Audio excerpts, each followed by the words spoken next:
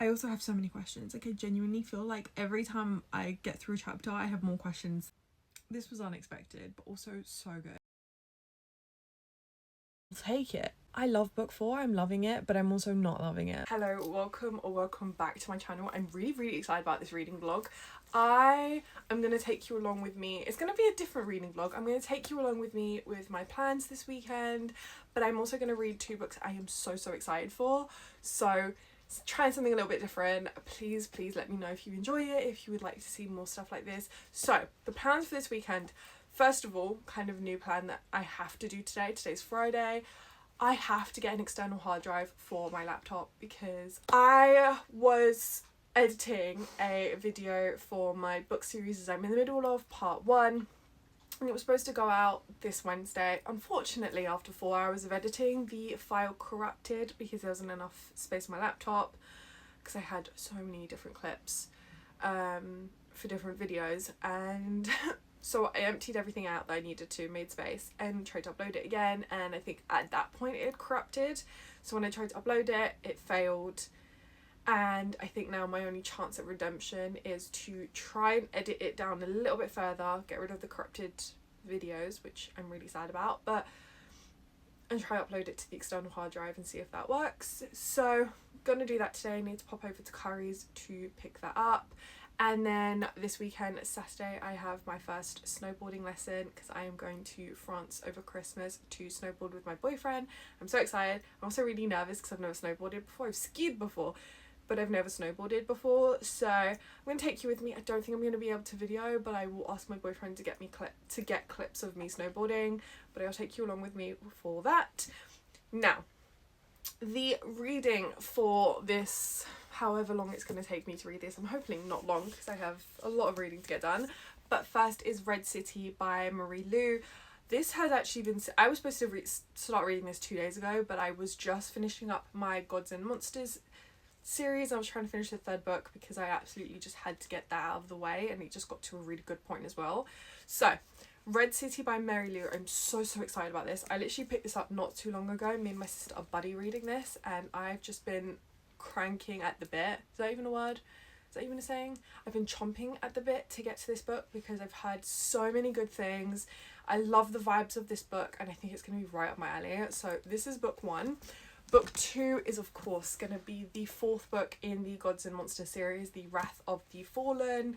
I'm really excited about this. Don't really know what I'm in for because, I mean, with the Gods and Monsters series, there's no way you know what you're in for because I feel like things change so quickly. You're kind of constantly on the edge of your seat trying to figure out what's going to happen next, and then an element gets thrown in and you're like, well, didn't see that coming at all.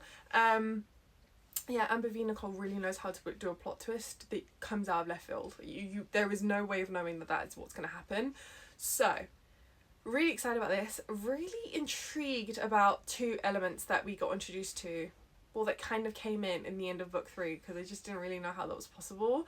So kind of intrigued to find out how that works, and also what is happening to Diana right now. So reading plans, 2 really good reads. I think this is going to be a very 5-star reading vlog. I'm so excited. But I think I'm going to dig into this first because I've been meaning to start it for so long, and then I will start this. I think I'm going to maybe not annotate because I don't think I'm going to have the patience to annotate, but I'm definitely going to highlight because there were so many times in The Dawn of the Cursed Queen and The Broken Throne, The Broken Gods, something like that I wanted to highlight and annotate, and I couldn't because they're my special editions, and I'm waiting for them to re-release the first 3 books in the matching hardcover of the 4th book so that I can annotate and just scribble and write and have fun with. So I'm really excited about that. But I'm gonna dive into this first. I'm gonna try and read for an hour. It is like absolutely miserable in the UK right now, but I'm just waiting for my boyfriend to wake up because he works nights, so that we can go to Curry's and buy my external hard drive because I really need that urgently so that I can try and get this video out at some point since it's so late. But we'll see how that goes. So I'm gonna dive into Red City first. I am really excited.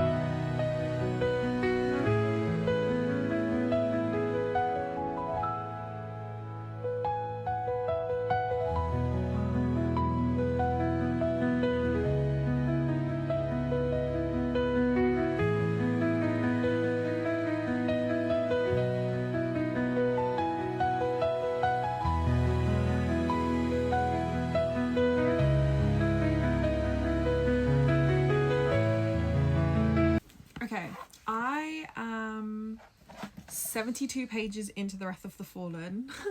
I am 32 pages into Red City. I made the mistake of putting this down, going to do something, and then I was like, let me start Wrath of the Fallen, and now I'm in too deep. I can't put it down. But I have decided to annotate. I think there's just too many things that are annotatable. There's just too many things that are, I just want to note or highlight, or there's just too much happening. And in 72 pages, we have gotten, I don't even know how many POVs. There's been like, I feel like 10 chapters already. Wait, I can tell you. 9 chapters, and I swear we've gotten Camilla's POV, Nismira's, is that a spoiler? No, it's just a POV. Nismira's POV, Smikyo, Diana, and I think that's it. Is that it? I feel like I'm missing one, to be quite honest. Oh, Isaiah. I knew I was forgetting one. So that's 4 POVs in 9 chapters, and I feel like so much has happened. There are so many important parts coming up, and I also have so many questions. Like, I genuinely feel like every time I get through a chapter, I have more questions than what I left it, like, for when I have more questions than when I started, and I don't really know what to do with that. So really have no idea what this book is gonna, in terms of plot, I have no idea what this book is gonna be, because if it's 7 books, this is the 4th book, like, we're not even the depths of the plot, like, we can't be. And I just think a lot of this is unnecessary, but I'm still loving it. I just don't think that a lot of these are like continuations of the plot, or for the 4th book in a series. I don't know, I really don't know how to verbalize what I'm thinking, but I'm just... But we're getting introduced to a lot of new characters. We're getting to introduce to a lot of new elements in this world, so I think that's probably... It's still good. Like, I'm still really enjoying it. I'm just thinking like 7 books is a lot for what this plot is. But I think it helps that we're getting introduced to so many different elements in this world, and it's expanding so much.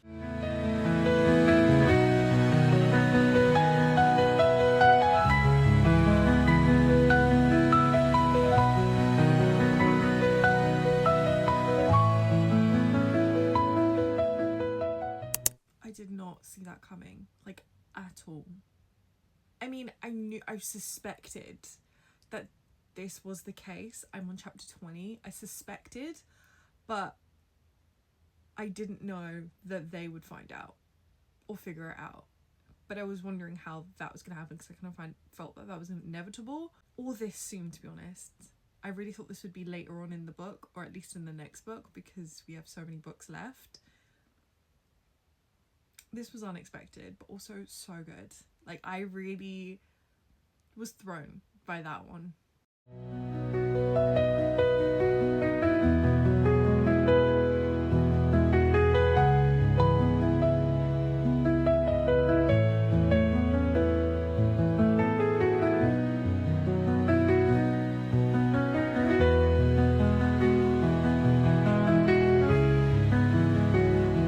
I'm a tad bit confused, because, spoiler warning, right here.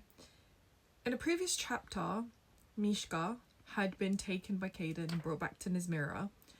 He gave her blood after Nismira hurt Mishka. But when Nismira went to kill Caden, his blood was black. So how can his blood heal Mishka and look normal to him? And then when Nismira goes to kill him, it looks black. And it's not normal blood, so Nismira can't use it. Am I missing something? No, I don't think I am. I feel like I've been playing... Is that just like a hole I've noticed? I don't understand.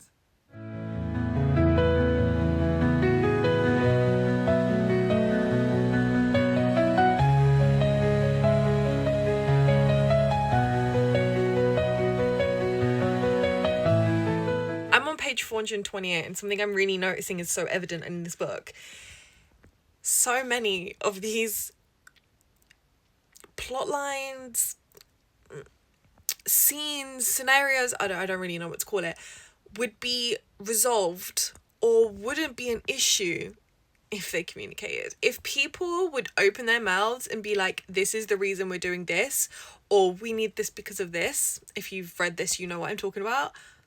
I feel like problems would not become this serious. And I know why it's being done like this. Like, I understand, because if it was quick to solve, or it wasn't blowing up into these huge issues and they were fighting over it and they weren't communicating, then some of these scenes won't last as long as they probably would in this book, and it would probably bring down the number of books needed in the series. And I don't really get that. I don't know why it has to be 7 books, but it's just like, listen, just talk, just explain why you're trying to protect and why it was why he did what he did. I'm being so vague, but I'm hoping that's not a spoiler. And why you need what they have. Simple, so easy. And I feel like, although we all know that Diana's very hot-headed, and it will probably not, super work, because she's known to hold a grudge, but I do feel like you won't be oh my god, I'm just like, it's so evident. I'm reading these scenes and it's just like, why aren't you just saying why? Like, why is no one communicating? I don't understand it. There's no valid reason for it. And if it means that we don't have 7 books, we have 6 books, because things aren't as frustrating as they are right now, then I'll take it. Okay, I'll take it. I love book 4, I'm loving it, but I'm also not loving it. It's the next day after finishing The Wrath of the Fallen. I needed the whole, if I look like crazy, it's because I am like so tired and I'm ready for bed, but I needed the whole day to kind of digest what I'd read and how I felt about it, because I had very mixed feelings finishing this book. There are many books that I feel like went on too long, and I think I don't know why it's happening, but I don't think this needs to be 7 books. I don't think this needs to be a 7 book series. And I love this series. I love these characters. I love the world. It's so exciting. But it's like the From Blood and Ash series. I love the From Blood and Ash series. I think it's great. But finding out that the new book that just came out, Primal Blood and Bone, wasn't the last book, I was like, okay, I kind of have enough now. I mean, I would love to read everything in this world, but I just think sometimes things are too stretched and it just becomes so evident and it kind of pulls you out of the story, and then you can kind of become bored. And that's what it was like in reading The Wrath of the Fallen.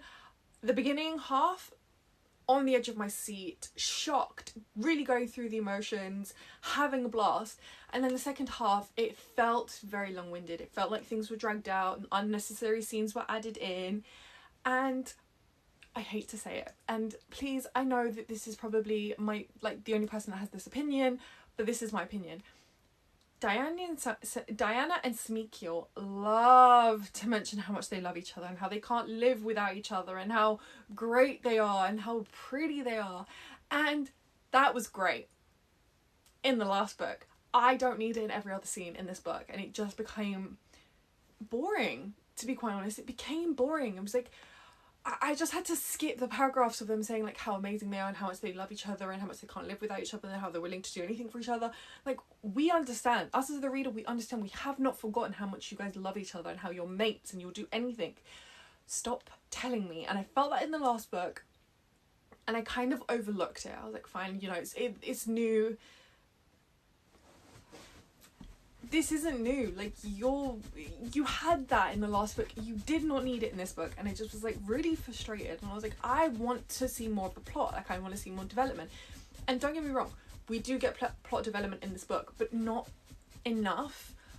And it just felt like it was purposely stretched out and filled out just to make it 7 books and to make it 7 books. And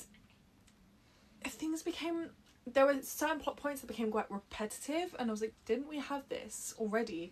And it's happening again. But yeah, I know I'm complaining. I loved this book. It's a 4-star for me. It's not any lower.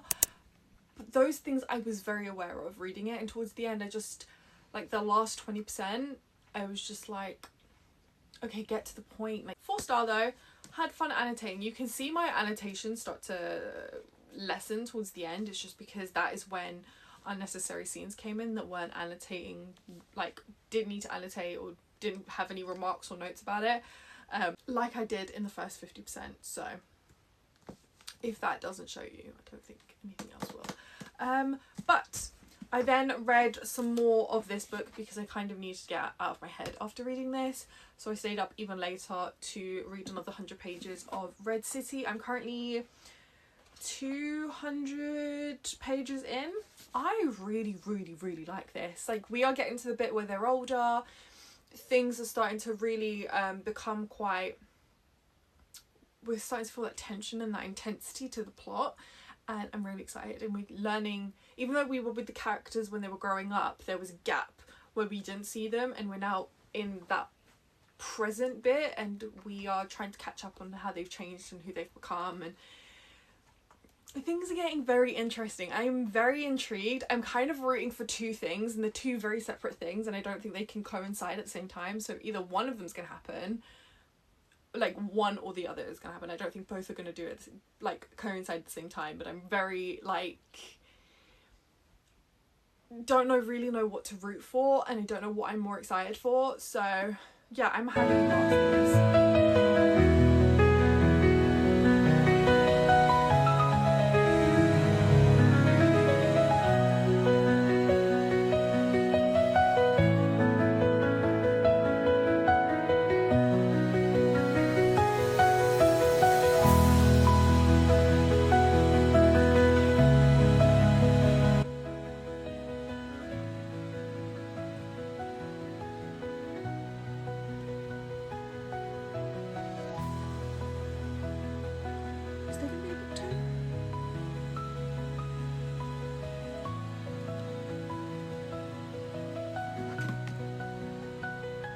I mean,